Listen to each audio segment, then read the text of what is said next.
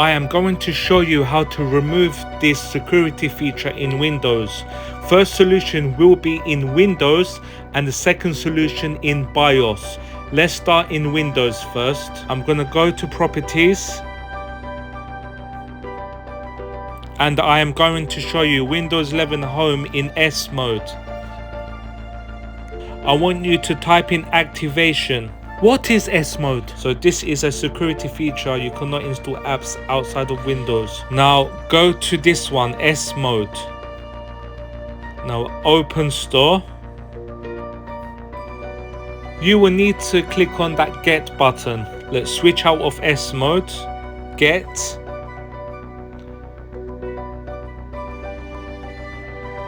Now sign in to remove this feature.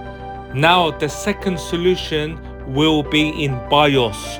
You need to shut down your laptop/PC and then go into BIOS, enter BIOS. In BIOS, you need to disable Secure Boot. Look for Secure Boot and make sure it's disabled. Restart your PC, laptop, try it again. And this security feature should be disabled in Windows. This normally happens in Windows Home Edition.